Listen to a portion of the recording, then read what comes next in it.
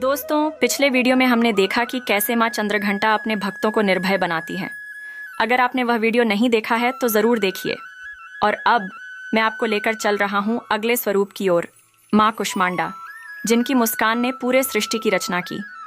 नवरात्रि के चौथे दिन पूजा की जाती है माँ कुष्मांडा की। इन्हें सृष्टि की जननी माना जाता है। कूष्मांड शब्द का अर्थ है कु यानी छोटा, उष्मा यानी ऊर्जा या गर्मी, और अंड यानी ब्रह्मांड।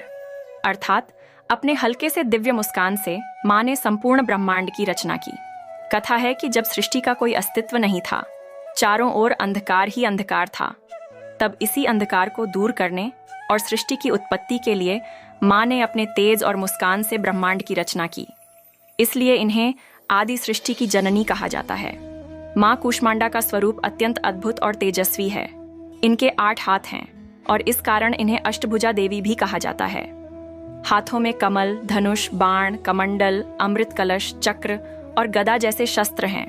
इनके एक हाथ में जपमाला भी होती है। यह सिंह पर सवार रहती है और अपने तेज से संपूर्ण संसार को प्रकाशित करती हैं। नवरात्रि के चौथे दिन भक्त माता कूष्मांडा की पूजा करते हैं। इस दिन विशेष रूप से लौकी या सफेद कद्दू का भोग लगाया जाता है। मान्यता है कि ऐसा करने से स्वास्थ्य उत्तम रहता है और दीर्घायु प्राप्त होती है।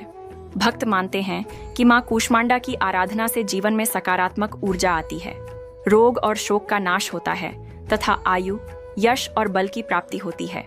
विशेषकर जो साधक शक्ति और सिद्धियों की चाह रखते हैं, उनके लिए यह स्वरूप विशेष फलदायी माना जाता है। माँ कूष्मांडा हमें यह संदेश देती हैं कि मुस्कान और सकारात्मक ऊर्जा से असंभव कार्य भी संभव हो जाते हैं। जैसे उन्होंने अपने तेज और मुस्कान से पूरे ब्रह्मांड की सृष्टि की, वैसे ही हम भी जीवन की कठिनाइयों को सकारात्मक दृष्टिकोण से जीत सकते हैं। नवरात्रि का चौथा दिन इस बात का प्रतीक है कि हमें जीवन में प्रकाश और ऊर्जा की आवश्यकता है। जब तक हमारे भीतर उमंग और सकारात्मकता है, तब तक हम हर अंधकार को मिटा सकते हैं। तो दोस्तों, आज आपने जाना माँ कुष्मांडा की अद्भुत कथा।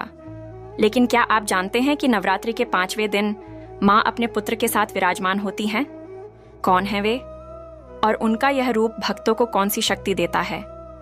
इसका उत्तर मिलेगा आपको अगले वीडियो में, माँ स्कंदमाता की कहानी।